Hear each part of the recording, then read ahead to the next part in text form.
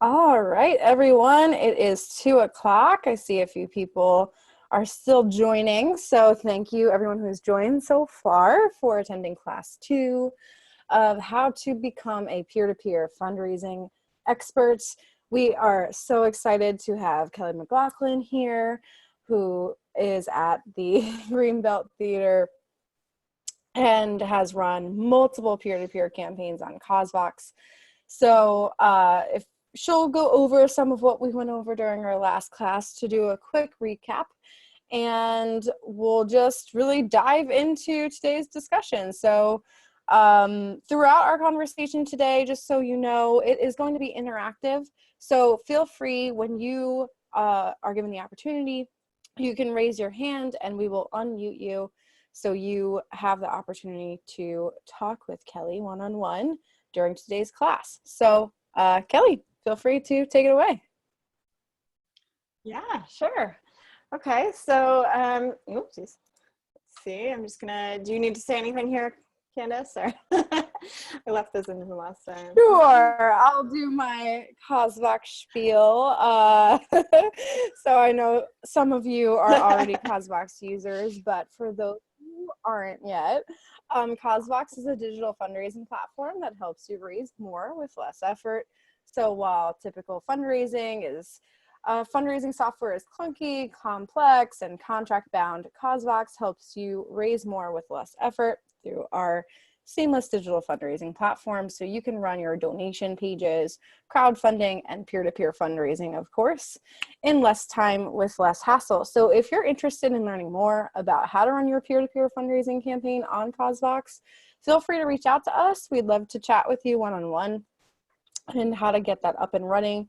I also ran a webinar yesterday, so the recording is up, and it actually walks you through step-by-step of how to set up a campaign on the platform. So I'll go ahead and send that in our follow-up email for anyone who is interested in seeing more of the product side of peer-to-peer fundraising.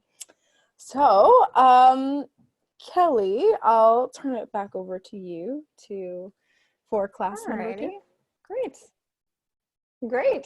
So I'm going to structure this. I wanted to make it a little more interactive than last time. Last time I shared a ton of information, but now what I want to do is kind of share, review some of it and let you ask questions about the materials and the campaign and everything like that. So first off, from the first session, we talked about preparing your campaign. So that's from picking goals, kind of a timeline from prep to the follow-ups portion of your campaign, picking an end date using peer-to-peer for capital campaigns. And Candace also reminded me that something we can talk about with preparing your campaign is also finding matching gifts. So that's something that can be helpful in announcing your gift or your peer-to-peer campaign. It can also be a really helpful way to boost a campaign in the middle.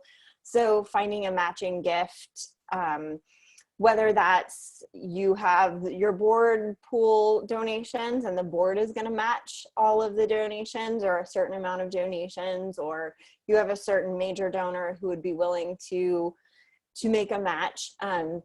That is something that you might consider for a peer-to-peer, something that the Old Greenbelt Theater is thinking about. We're an art house cinema and we are obviously closed right now.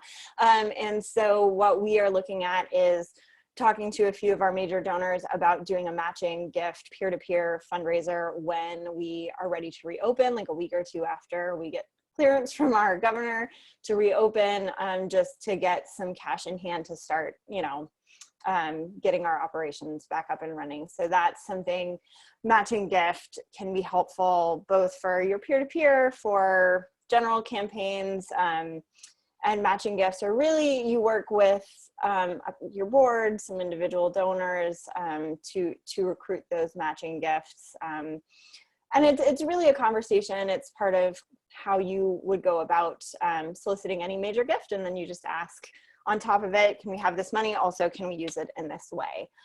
Some people with matching gifts, in my experience, some definitely want you to use their name. Others, we just used a matching gift to run a capital campaign or close out a capital campaign, and that donor did not want us to use their name, so it was just an anonymous matching gift. But something to consider, and happy to answer questions about that. Does anybody have any questions from this section of the last webinar?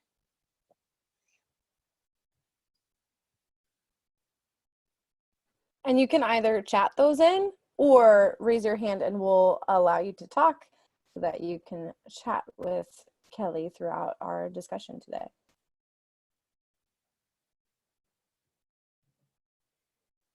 Anything, or shall I move on? Looks like maybe we tackled everyone's questions last time. Okay. Oh, we got There one we coming go. in. All So right. Allison, do you want to chat with Kelly? So I'll allow you to talk. Hi, Allison. Thanks for your question. I was just wondering, what's a kind of a general good timeline to aim for? Like, if you want something in 2 weeks, is that ridiculous? Or are you gonna have to do like 6 weeks, 8 weeks in advance of your actual end of campaign? What's a good timeline? Yeah, I've tended to do longer peer-to-peer campaigns. I think the shortest one I've done was 4 months, I want to say, from like when we launched it to when we closed. I know I mean, some people do like 1 day giving day campaigns or an anniversary campaign. So I don't think there's a limit. I think to really do it well, you probably want at least 6 weeks in between. I don't know, Candace, is that, you've probably seen more of the range than I have. Yeah, so I would say, yeah, I would say 2 weeks is about the shortest I've seen with peer-to-peer kinds of campaigns. So are you talking about more about getting it up and running in 2 weeks or about running the campaign in 2 weeks? The prep and the campaign combined. Okay. Oh, gotcha. Yeah, that feels tight to me. I would say, in the first webinar, I said, normally, if you're 100% focused on it, I would take 2 weeks to prep all of the materials if you want it to go well. And then, you know, I would try and run a campaign. Yeah, if Candace is saying 2 weeks is about the shortest, 2 to 4 weeks feels short for me to get everybody on and activated. And if you think about, I mean, at least in my experience, not everybody responds to the launch email. I mean, it takes people a while. I mean, if you think about how you consume things from other people, I mean, when I get an email from an organization, I would say it's pretty rare that I like hop on something immediately. Sometimes I need a couple of reminders. And so if you're not going to totally harass people, then getting folks on board and fundraising and giving them the time that they probably need to reach out to friends and family, they probably need significantly longer than that. As far as peer-to-peer, if you're just going to do like a campaign of online donations, you know, 2 weeks feels fine to me. But for peer-to-peer, I mean, think about your audience. Who is going to have the time right now to totally activate their friends and family in you know, a week? Probably not many folks right now. Mm-hmm. Yeah, and that's a lot of what I see as well. I think as a baseline, I tend to say by the time you launch your campaign and start asking for fundraisers to sign up, I would give yourself at least a week to get your fundraisers signed up, and then sort of think of your campaign start like after you get everyone signed up in that week or two, and then run the campaign for, you know, 2 weeks plus, you know, after that. So yeah, I mean, the shortest, I'll take it back. The shortest campaign I've run was a month, but we were only aiming to raise about $3,000 for a really small organization. So, you know, that was reasonable. $3,000 with a month, you know, you know, from start to finish of the campaign, that went fine. But if you're aiming for more money than that, 2 weeks sounds really short to me. yeah, I would say the average is about 30 to 60 days for the peer-to-peer campaigns we see. Great, thank you. Yeah, absolutely. Any other questions on these issues, timeline, goals, end dates, events? Alrighty. Well, I will move on. So just really quickly, I wanted to run you through, we talked kind of more in broad strokes about each of the campaign materials, but I wanted to give you a solid checklist for each of the materials that we talked about last week. So your fundraising site, the things, I've got 2 examples over here, and I'll walk you through those pages in a moment. But the main things, your checklist for your fundraising site, you want a really compelling video or photo, something that really shows your mission, shows enthusiasm, is something that's going to resonate with your audience. Some convincing copy about signing up and donating. So that is something we talked about last week. Tom Ahern's book is a great resource for that convincing copy, but you want something that's going to push why sign up, why donate. Some basic information or a video about your organization somewhere.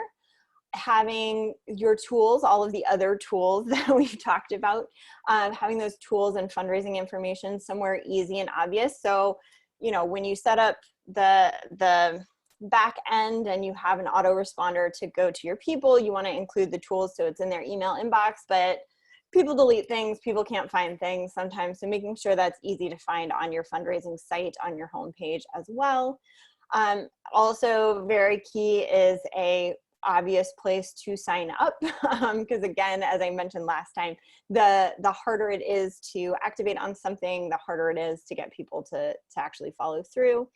Also, I always recommend an obvious contact. So having somebody at your organization, and like, personally, I don't like the info at or hello at as your contact, because that feels very cold. So what I have done when we did the polar bear plunge, my title at that organization was Director of Donor Engagement, but we also, for fun around that campaign, we changed my title to Plunge Master. And so everything that went out said, if you have any questions, contact Kelly. She's our Plunge Master at, and then had my email address. And that's very warm and that's inviting, and it makes people feel like, oh, there's somebody on the other side of this email. Whereas if it's info@ccan.org, like, you know, who is that's going to answer that? So I like having an obvious like place where, you know, have questions, contact this person, but also make sure it's not an info at, it's an actual real person. And then also one of the things, just because I have served in communities where a lot of our patrons are older, especially in the performing arts, they don't necessarily like giving online. They like seeing the campaign online, but they like to write checks. Make sure you have an obvious place where people can provide offline donations as well. So just clicking through, are you seeing, whoa, that's my emails. There we go. So this is the Old Greenbelt Theater Save Me a Seat campaign. I talked about this a little bit last time. This was our public facing part of our capital campaign. So what you can see, we did this with CauseVox. You can see Save Me a Seat at the Old Greenbelt Theater. We have this video, which I will play for you in a minute. And then great little bar here that's got what we've raised, days remaining. Obviously, we've gotten through that, the number of donors. I think also when we had the campaign active, we had turned on CauseVox's ability to, you know, say $250 equals a seat, so people could see how many seats out of the 380 that we needed were fundraised for. And then as you can see down here is on the right-hand side, don't want to pay processing fees. Here's where to send a check, very big, bold, obvious. And then here was our compelling, like I said last time, this campaign was really focused on old movie lines and that kind of thing. So frankly, my dear, it's time for new seats. And then we even had these little graphics that were, you buy a seat, this is what happens, you're a part of our theater history. So a little cute infographic there. And then here again, we had questions. There is a hello one. So for every rule, there's you break it. But that was where we were sending questions. We had really pretty photos of our theater. We also had this video, which is an informational video about our cinema that is, a lot of our folks would recognize this video. We play it before movies and all kinds of things like that. And then we also, Maryland, the state of Maryland has this really cool community investment tax credit. So before we ran out of those credits, we had lots of detailed information about that program in the sidebar here. So everything anybody would need to know about this campaign was here. Real quick, I'll play you our video just because it's only a 1-minute video. Candace, let me know if this is playing okay.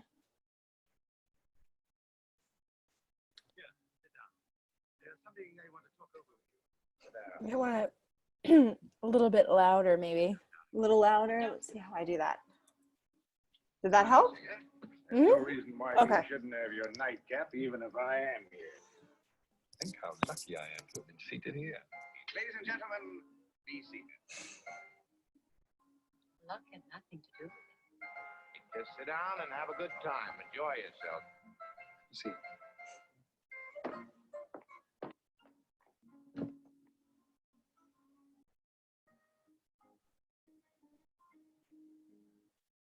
Save me a seat at the movie. Take it easy, lady.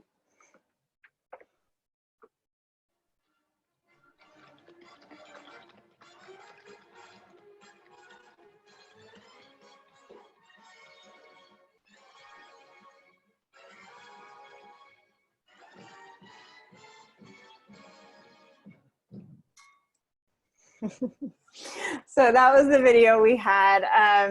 I like it because it's short, it's fun, it's really in keeping with our organization, like that vibe. Most of those movies we've played at our cinema in the year before we launched the campaign, so people know them.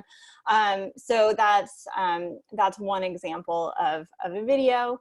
Oops, where did my presentation go? So then the other site I just wanted to show, this is Chesapeake Climate Action Network's Polar Bear Plunge. And they're on a platform other than CauseVox, but they've got really fun graphics. That's a brand, the polar bear walking on top of the earth is how they've branded it from the beginning. So it's very obvious, people will recognize it. They've got this big progress bar here. And then I love this photo. It's their staff and a lot of key volunteers. So people that their community will really recognize, obviously having fun, obviously at a prior polar bear plunge. So that's great. And then up here is all of the things you need to know, including their plunger toolbox, which has all of their campaign fundraising information. So here's their plunger toolbox. So the fundraising guide and all of the other materials that we talked about. So that's in an obvious place here. So those are two different platforms, two different examples. The Polar Bear Plunge is more peer-to-peer. The other one was kind of a peer-to-peer component of our capital campaign.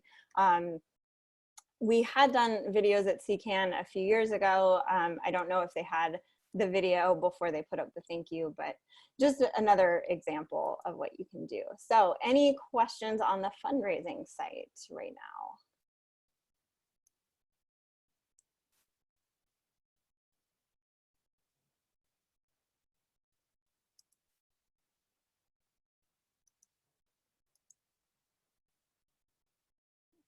now? Oops. Candace, I can't hear you. Oh, Allison also asked before if all of this functionality is built into CauseVox to help run a peer-to-peer campaign seamlessly. Of course it is. So we've made it really easy for you to create and run your peer-to-peer campaign on CauseVox with an easy to use sign up. Everything's mobile optimized. Fundraisers can sign up on any device. We kind of pride ourselves on 60-second fundraising page creation. So very quick and easy for individuals to sign up to participate. And similarly, we've optimized our donation pages. So Donations can be made in about 15 seconds or less. So it's super simple and easy to use, whether for your fundraisers or your donors as well. So all of these call to actions to sign up, those are built into the CauseVox template. Yeah, absolutely. And I would say that's one of the things that when I started doing peer-to-peer, that's how I got hooked up with CauseVox, was I kind of knew some of this stuff, and CauseVox to me was like the most easiest, like they've got everything in the right places, and I just have to say donate or plunge now, or, you know, put in my language, and otherwise they've pretty much optimized it. So so it is very, very easy to work with CauseVox on this, and all of this kind of is forced into the creation of your fundraising site in a lot of ways. So next, your fundraising guide. So the key things in your fundraising guide, I like to start all my fundraising guides with some sort of inspiring message from the ED or somebody like that, a board member, if there's a prominent member of your community, somebody like that, that's just a quick, like, thank you so much for doing this. This is what it means to us that you've signed up for our peer-to-peer fundraiser. Then the main thing in your fundraising guide is a checklist of things to do. So assume they're going to read nothing else. What are those key things that you want them to do to take action on?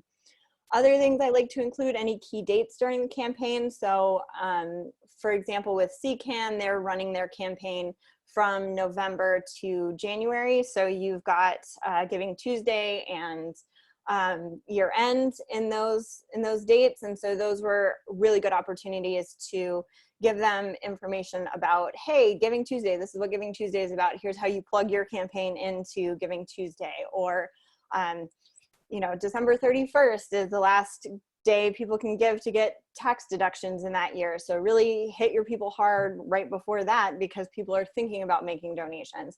Those are things that we as professional fundraisers, of course, we know what those mean. We know how to plug into them at this point.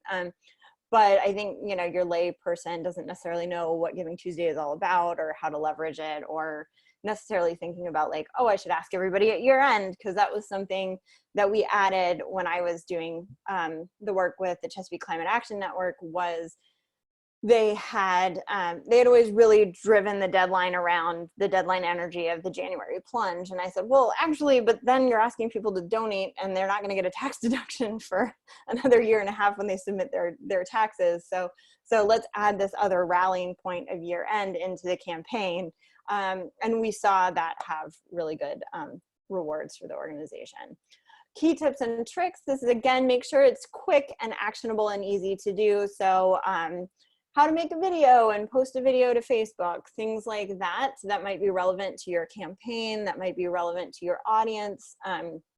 With the Chesapeake Climate Action Network, for example, it was a lot of younger people. This Tortoise and Hare fundraising guide, that was for my daughter's preschool. So obviously lots of young parents who knew how to use Facebook didn't necessarily need to tell them how to use their smartphone to make a video and post it to Facebook.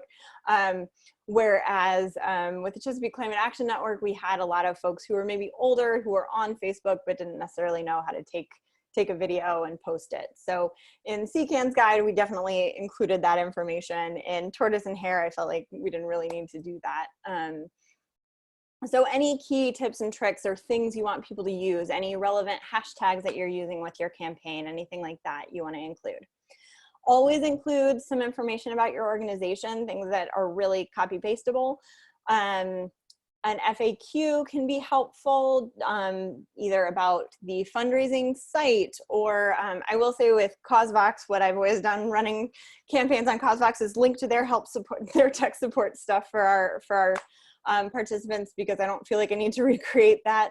But if you feel like there's something that you want to plug into, or something you hear feedback from, add that to your FAQ. But the FAQ can also be about the event or about your campaign. How are you using the money? That kind of thing. So thinking about what people are going to want to know as they're fundraising for you. Also, I like to include templates for emails or calls for our participants. So just running you through this Tortoise and Hare. This is the most simple stripped down fundraising guide that I've done, because this was, as I referenced, this is a $3,000 campaign that we ran for about 3 weeks. So it wasn't huge, but it still hits all of those points. So we've got this fun little, it's for a preschool. So I did this little chalkboard theme in the design. Fundraising made easy. Here's your step 1, make your fundraising page. Step 2, make your first donation. Step 3, ask your closest family and friends. Step 4, post your fundraising page to social media. Fundraising, here's our fundraising tips and tricks, which we said, you know, personalize your ask, make them as personal as you can. In person is better than just a blanket social media. Thank people, you can tag them on social media. And then here I even use what I'm telling you all is success leads to success. Start with the people who are gonna most likely make donations, and then branch off, then broadcast. We do have some social media tips, which were less how-to, since this was going out to folks who are in, you know, their 30s. So social media tips, just the average person needs to be asked 3 times before they give. Ask, thank, repeat, and then tell your story with a video. For this one, I didn't tell them how to post the video for the Chesapeake Climate Action Network. I definitely did. This was about the Greenbelt Nursery School, so we just put the mission so that parents had that easy at hand to just copy and paste into things. And then here we've got our email template, which is, again, real short, real sweet, but gives them everything they need to just copy paste, put in a cute little, it starts with cute anecdote about why your child loves their nursery school. So that kind of thing. And then we just had a little reminder here that, so my daughter's nursery school is a cooperative nursery school, and all the parents have a fundraising commitment. So they either have to fundraise or donate $200 to the school over the course of the year. So we were reminding them that they would get that and wonderful prizes. And then just, again, here's the obvious where to ask questions. So this is really simple, really stripped down, but even this, like I said, I think we launched it and in a week we raised $3,000, which was, our goal was 1,000. So like, you know, we knocked that out of the park, and it really, this took me all of maybe an hour to put together. So, so I just wanted to show you a super simple one. In the materials that Candace sent you, there is the Chesapeake Climate Action Network's one, which is significantly bigger, significantly more detailed, that kind of thing. So you can look at that. But even something like this, like I said, it had results, and I heard from a ton of the parents at the nursery school that, you know, oh, that was so great, it was so easy, you just like laid it all out for me, thank you so much, I didn't even have to think about it, I just followed your steps and done. So that's a great, it's a good example too if you're doing a really simple small campaign. Any questions on the fundraising guide?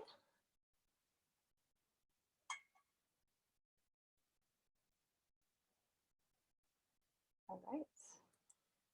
So going on the social media kit. So here, as I talked about last time, the main thing is about creating social media content that is easy for your participants to access, download, and share. I liked how Chesapeake Climate Action Network, they have that plunger toolkit. It's very obvious at the top, and then it has everything laid out.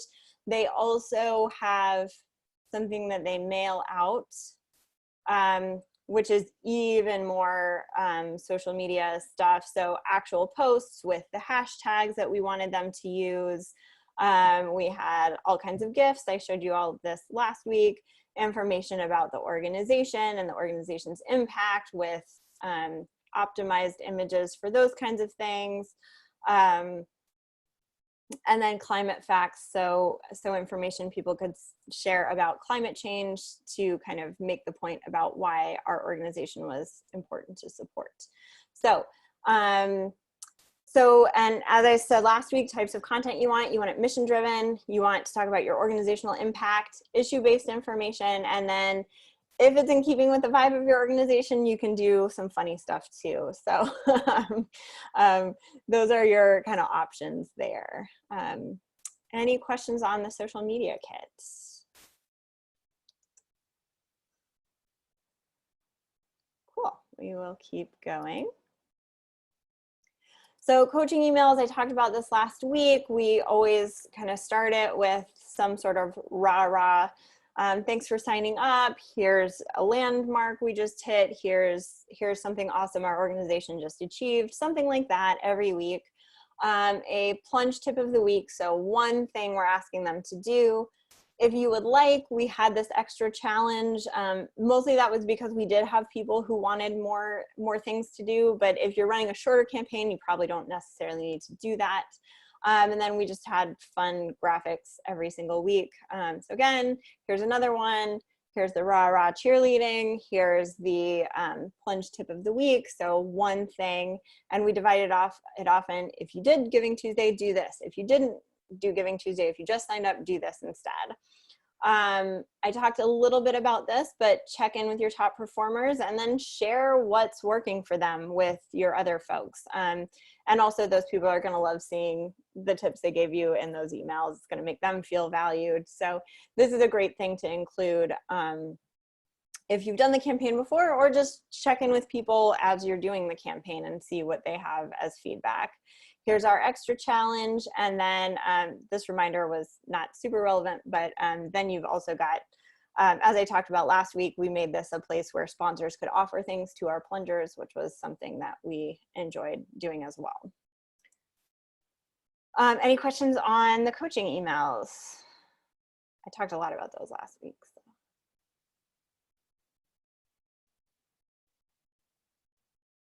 All right. And then recruiting materials, once again, I like to send before the campaign some priming emails that talk about the importance of your mission, importance of your donors. If you've done this campaign before in the past, talk about the impact of the prior year's fundraising dollars. If it's your first time, think about what the amount is that you need to raise and what the need is in your community. Some of those things. So you're not mentioning the campaign quite yet. You're just letting people know this is why we exist. This is why we need you. And you know, $10 buys this thing at our organization. And it's, you know, that's why it's important that we have donors and supporters who regularly support us, or, you know, things like that. In the recruiting emails, they need to be clear and compelling. Again, here I'll reference you to Tom Ahern's book. For that, but make them short, make them easily actionable. There's a single ask in these, it's to sign up. I've seen other recruiting emails that are sign up and then here are all the things you do after you sign up. Like save that for after they sign up. The recruiting email is sign up, sign up, sign up. And then what you can do is, for example, with CauseVox, you can set up an autoresponder so that when somebody signs up, they get an auto response that says, you know, thanks for signing up. And that is your place to, like, here's a link to our guide. Here's, you know, if you do nothing else, do this one thing today. You know, and then say, you know, expect to start getting these coaching emails. So that is the place to put all of that information. But your recruiting email, just clear, compelling, short, with a single ask. And I always like to put some impact statistic on what you need to raise, right? So we need to raise this much money to be able to do this thing. It's much more compelling and you're going to get more people to sign up, I think, than when you're just like, I don't know, we need to raise $200,000 in general support. You know, if you can link it to, and I mentioned with the Old Greenbelt Theater, our campaign on CauseVox, we did this $250 means a seat. We're replacing the seats in our auditorium, so we need this many seats. And that's going to cost this much money. Having that kind of very clear impact metric is key. With the Chesapeake Climate Action Network, there was nothing like, you know, $200,000 gets us this specific thing. There was nothing like that, but what we could say is we need this money to accomplish this big goal that we have for this year. And it was always based on our strategic planning sessions for the year and that kind of thing. So, so it can be less vague than a like $10 buys a meal kind of thing. It can be a lot more like we need this whole $200,000 to run this campaign to ban fracking in Maryland, that kind of thing. Also remember that with recruitment, you're not one and done. It's not send an email and you're off the hook and everybody's just going to flock to you. At least in my experience, that's not how it works. You want to take it very multiple channel. So as you're prepping these materials, your recruiting materials is an email. The email is, you know, the launch email is really important. But make sure on your social platforms for a few weeks after that, that you are recruiting people there and asking people for signups. Make sure it's obvious on your website. I mean, if it's not central on your homepage, there's, you know, people are going to think that campaign's not that important. So make sure that that's on your homepage. If you have a physical presence, that's also something that's really important. For the Old Greenbelt Theater, we actually had, as you entered the theater, we had a big sign about the campaign, and we had just handwritten postcards. That was it, with the little seat logo from our campaign. We'd written the names of everybody who'd given. So there was like a physical donor wall that people knew, like the day they gave, we were writing their name and putting them on that wall. And so they could actually see, you know, week to week, the campaign growing. So we used also our physical presence to do that. For another campaign we recently ran, we actually, Vistaprint has these standing banners that we put up. We had, we were doing another capital campaign for a secondary screening area, and we took our architectural renderings and put them on this big standing banner that we ordered from Vistaprint, which was not that expensive. I think it was around $70. And we had that standing banner with these giant, beautiful architectural renderings of the new space up at where people would walk past them all the time. So also look at your physical space. I think that's one thing we don't think about sometimes, is how do you use your physical space? For us as a cinema, obviously we have public coming and going, but even in, for example, the Chesapeake Climate Action Network, we had volunteers coming in to do phone banking and that kind of thing all the time.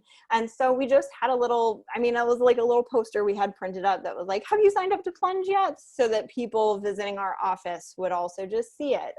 So even if you're just in an office space, there are ways to use that as your physical presence as well. So something that I think gets overlooked a little bit. Any questions here? I'll go ahead and unmute Allison again. She has a couple quick questions for you. Okay. I really like that video. It's amazing, but is it expensive? Like, how much did it cost to make that video?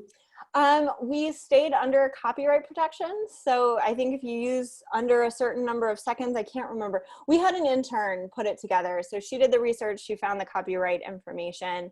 And then, yeah, she found all the videos. She was a film history student, so she was a great person to have. No, it really was not expensive. You know, I think she downloaded the clips off of YouTube and then spliced them together. We also, for when the campaign ended, we did a thank you video. I'm going to show you all that later, but and it did the exact same thing, and I think it took our intern a week to put together. The other thing you can do, though, I mean, right now with social distancing, we're working on a video for the theater just to thank people who have been donating to us, and I'm just going to get our board on a Zoom call.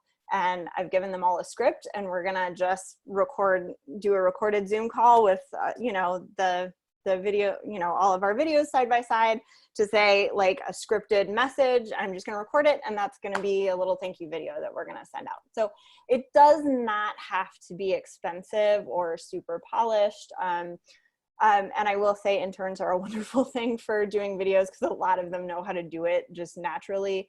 At CCAN, that's how we did one of our recruiting videos too, is we had somebody the year before just with an iPhone going around interviewing people, and then we had an intern go through that and pick good quotes, and he spliced them together, and that's what we did for that campaign. So there are a lot of ways to go about it.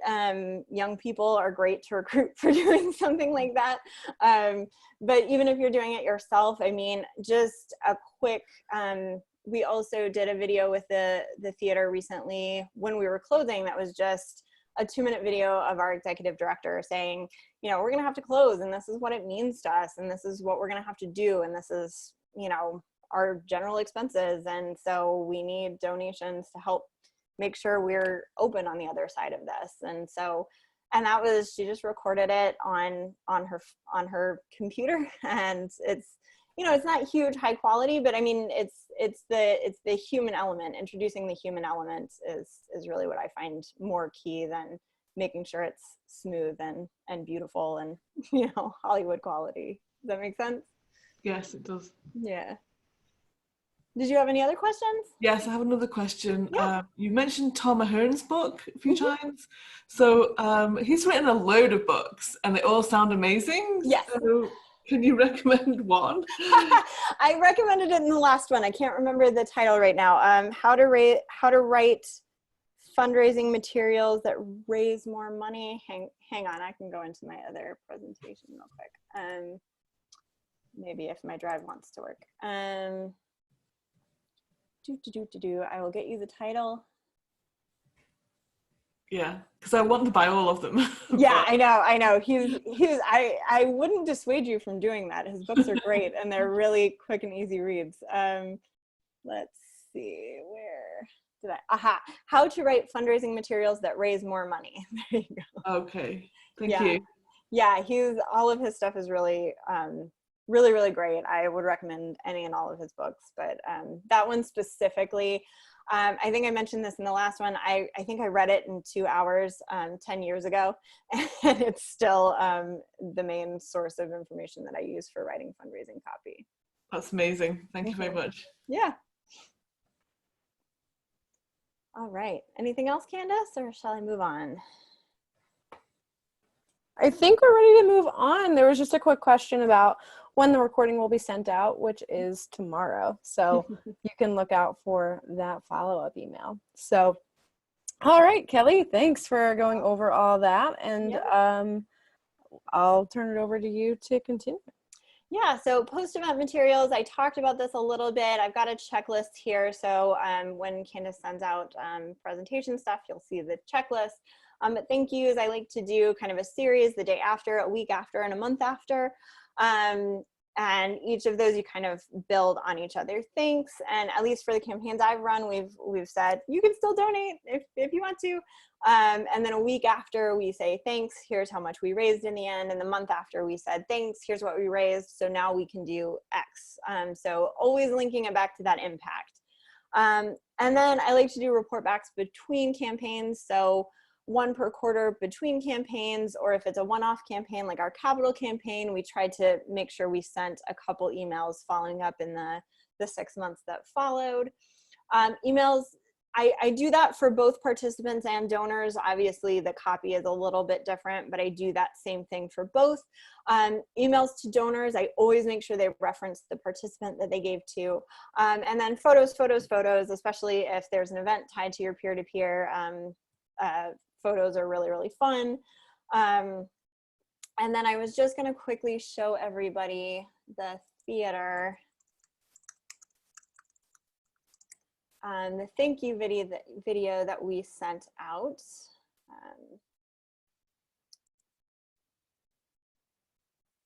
You can see all the films we're showing right now virtually, but this is the thank you.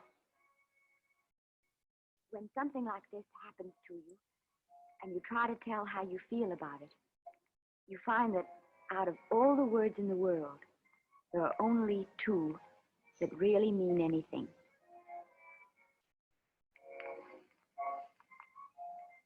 Thank you. You did it! You did it! I knew you would. I just knew you would. Thank you. Oh, thank you. Yes, yes. Thank you. Thank you. Thank you. Oh, thank you. Oh, thank you so much. Thank you.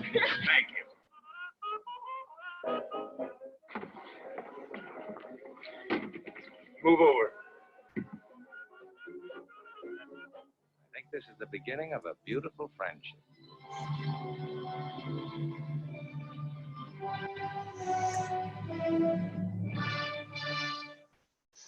So, oops. That is the thank you that we sent out to all of the folks who donated to the campaign and participated in the campaign. And it also, that ending, I think this is the beginning of a beautiful friendship. That's how all of our thank you notes to all of our donors started. So it just made it nice and cohesive. It was like a nice way to tie it all together. So this is the example I talked about last time from CCAN. So any questions on that? I think as fundraisers, we're pretty familiar with thanking people, overthinking.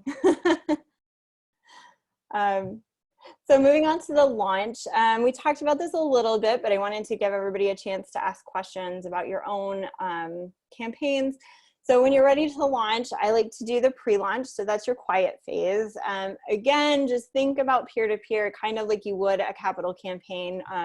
All of those same principles apply. You don't want to launch it with $0 on the website. So the pre-launch you can just have your staff do it. That's what the Chesapeake Climate Action Network was doing for years before I got involved. Just to have some money in the bank. When I started with them, then I opened it up to also kind of the top fundraisers from the prior year. But your key volunteers, if you haven't run a peer-to-peer before, key volunteers can be really helpful. And some of your most consistent donors would be the best people to kind of get involved in the quiet phase. Anybody who, I mean, we're all fundraisers, right? Who are the names that like come to mind? And you're like, who are your best, most committed supporters? Like, who are those people? I think as fundraisers, we always know there are names that come to mind. Those are the people you want to get involved at the quiet phase. The main launch, take it multi-channel. I already talked about, you know, evaluating all of your real estate, email, social, website. If you have physical spaces, if you send physical newsletters, I don't know how many of us are doing that right now, but when you're doing that, make sure it's everywhere. Make sure the messaging is consistent so that, like I said, we started thank you notes with, I think this is the beginning of a beautiful friendship. We ended our thank you video with that. Make sure there are echoes of the messaging everywhere. So that's, again, when I talked about drafting it, draft it all at the same time so that you can pull those threads through it, and make sure the messaging is everywhere. And then also the other big thing for launching is make it personal. Reach out to your key people, key volunteers, the people who have fundraised the best before, people who are super active with your organization. Reach out to them. So do the email blast, put it on social, but then pick up the phone. I mean, I don't know how many of us like doing that. I know actually, since COVID has happened, I've found donors are answering the phone every time I call, when before I was only getting like a 20% pickup rate. But, you know, I reach out to your people, call them, send personalized emails. Just the more personal you can make it, the more likely people are gonna sign up. And so I'm not saying like phone bank everybody in your database to get them to sign up. I mean, you could if you wanted to and you have the resources, but what I'm talking about is call the people that you think will be most involved and will drive the best results, and make sure that that they're involved, because it's gonna mean a lot. It means a lot more than an email means, right? So again, here's my main thing when I'm thinking about how to do peer-to-peer is I want the same number of participants raising more money every single year. So here are some do's and don'ts to make that happen.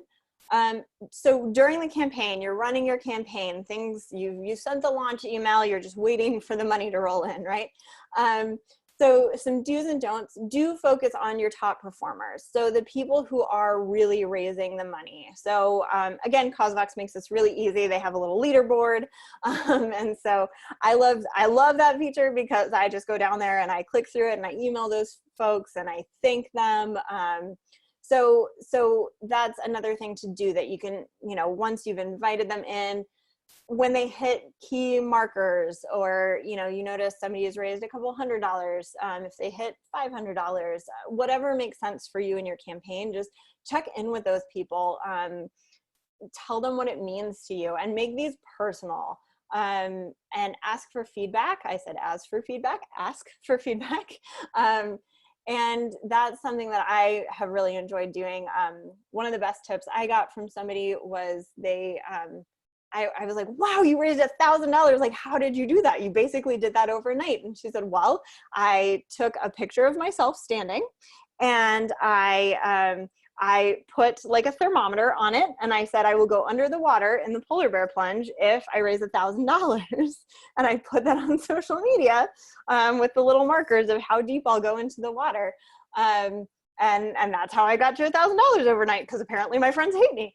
You know, and so I just thought that was genius, and I never would have thought of it. But then we shared it, and then a bunch of people did it, and it worked for all of those people too. So that's where you'll get some really great, clever ideas, because the people who really love your organization, I think, are going to be willing to put in the time and effort to get creative about it.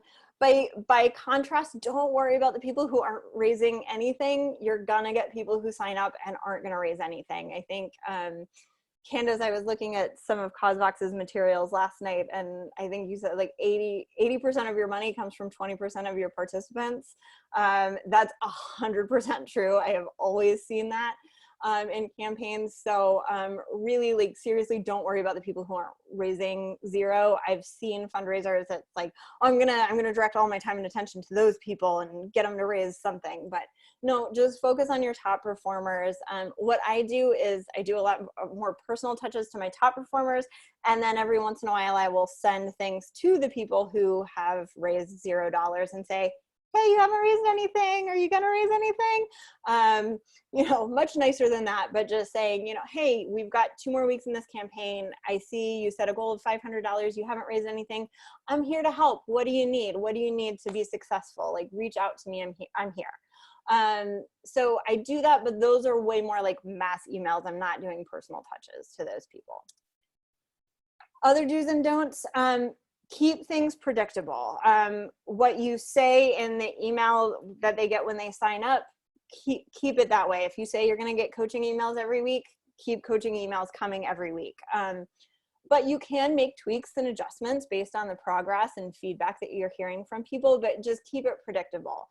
I had an ED once when I was running a campaign that he just, like, every shiny object he was like, we should try this. And I was like, that will derail the campaign, because I'm going to have to switch everybody's attention to that. And that's not what they're expecting. So that's the other side, is don't make radical changes in strategy. If you learn something really cool or see another organization doing something really cool that you want to introduce, save it and use it next time if it's going to super derail your campaign or be a big departure from what you've already planned and promised to your people. Just because you're asking a lot of people. So just remember that you don't want to send too much at them at one time. What to do if you aren't reaching your goal.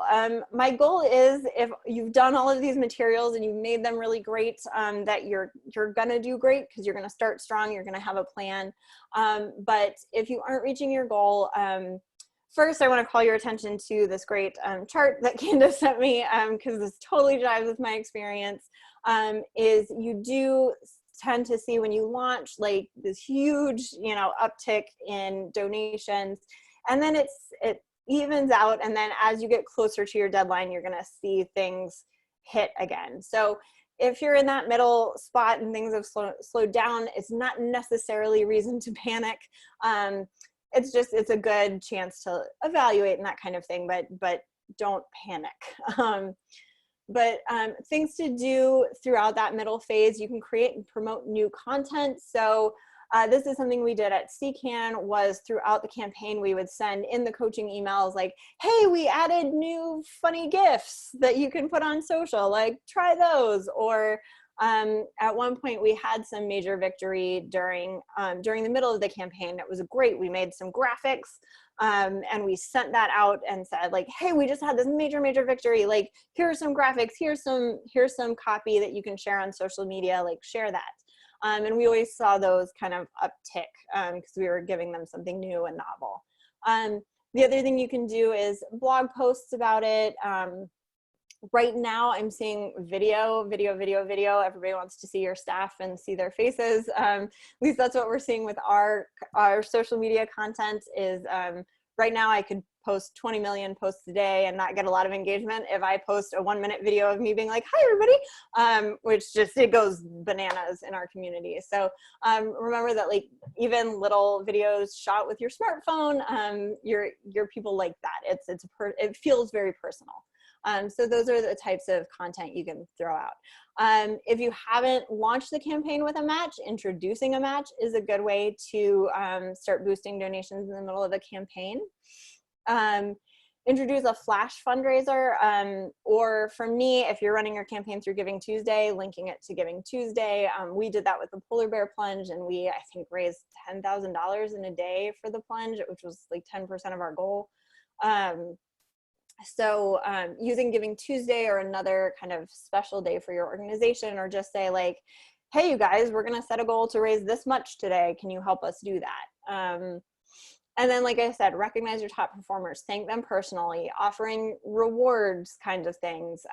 Like I think I mentioned this in the last one, the top fundraiser for my daughter's school's fundraiser, we offered a massage. And so we kind of hinted at rewards, and then midway through the campaign, we were like, it's a 2-hour massage. And then it got real after that.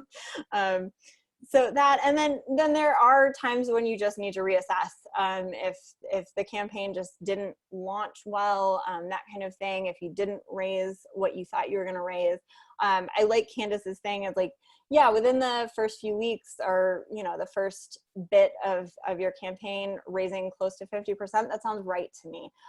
You obviously like launch it with a little money in the bank, so you're not going from 0 to 50%. But if you're not hitting that mark, that's a good sign for it's time to think about it. The strategy.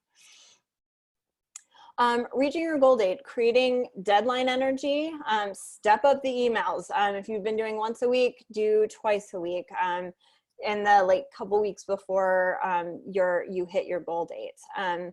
Again, more praise for top performers. Even call them out, do profiles. This is Candace, and she's raised us a ton of money, and this is why Candace loves our organization. Here's a picture of her doing the Polar Bear Plunge last year. That kind of thing is really, really great. Gives them a boost. I like to do last chance emails for low performers. So, hey, I noticed you still haven't raised anything. Our deadline's in 2 weeks. Again, here's our fundraising guide. Here's all the social media stuff. If you do nothing else, can you just post this on your Facebook? Something like that.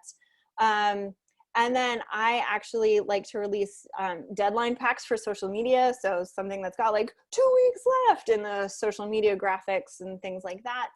And if you've got an event, sending emails to get people pumped about that, just that in and of itself, I've seen be a great reminder to folks to start really fundraising. And after the goal date, you're focused on the thank yous, right?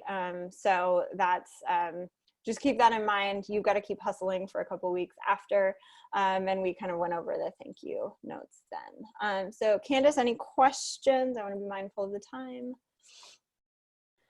Yeah, so we'll open it up for questions for anyone to send those in now, and we can allow you to talk. So you can have a little short chat with Kelly here about your peer-to-peer campaign.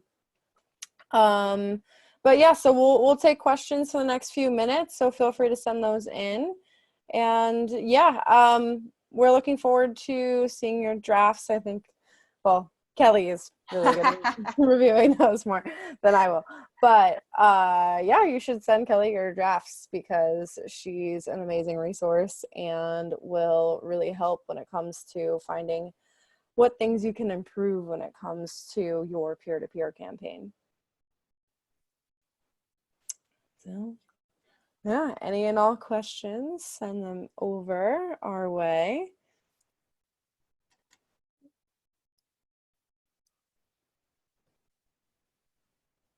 And Kelly, did you have more slides after the? It was just questions. Oh, I just wanted to remind everybody, like, I am here to review drafts. That's my email address, my personal email address. Please do feel free to send them, whether you're prepping a campaign this week or 2 months from now. I'm happy to take a look at it and let you know. and talk about it, give you feedback. Yeah, any questions you've got, I'm happy to answer. Awesome. Well, thank you so much, Kelly, for this wonderful class. You're just such a wealth of knowledge, and so we're so excited to have you do this class with us. For just wrapping up, just want to let everyone know I'm going to be sending out that email tomorrow with the recording of today's workshop. And we are also going to send along a package of materials, so including the downloadable peer-to-peer fundraising ebook. So it's our ultimate guide to peer-to-peer fundraising. We just refreshed it. It's probably nearly 90 pages of amazing content. So that will also be a tool for you to use. We actually have a guide on creating a fundraising toolkit as well. So I'll make a note to send that, since we talked a lot about creating a toolkit today for your fundraisers. Also, those examples were in the previous email, but I'll send them again just so you have them all in one place. And for anyone that is interested in fundraising on CauseVox, we have our basic plan, which is completely free. So you can raise funds using our basic plan, which includes peer-to-peer fundraising. So there's no platform fees and no monthly fees as well. And it's a great way to just get started with peer-to-peer. I also wanted to let everyone know that if you're interested, this is a little bit of a secret at the moment. It's a private beta of our 0% transaction fees on any plan. So for any CauseVox users or CauseVox users to be, we'll give you access to that 0% beta. So you basically, on any of our plans, whether it's our light, standard, or above, you can have 0% transaction fees from CauseVox. So very exciting thing. We just launched the beta this week. So if you're interested, I will send also that information in that follow-up email. So if you're interested, feel free to reach out. Also included is a 30-minute consultation if you're using peer-to-peer fundraising on CauseVox. So I'll include a link for you to book that consultation with me, and we can chat a little bit more one-on-one about your peer-to-peer campaign. So I think that is all of the materials. I know it's quite a lot that we're going to be sending over in our peer-to-peer fundraising package, but yeah, we look forward to seeing your peer-to-peer campaign, hopefully on CauseVox, but best of luck in all of your peer-to-peer efforts. Awesome. All right. I think that's it. Yeah, I think that's it. I haven't seen any more questions come in. So thank you so much, Kelly, for doing the class with us. It's been really insightful and really exciting. So thank you again. Great. Yeah, I love it. It's always fun to do this stuff with CauseVox, and I look forward to seeing everybody's campaigns. I hope you'll share them with me. Yeah, should be good. All right. Well, thank you everyone for joining, and looking forward to seeing your campaigns when they go live. All right. Take care, everyone. Have a good rest of your day. Bye. Bye.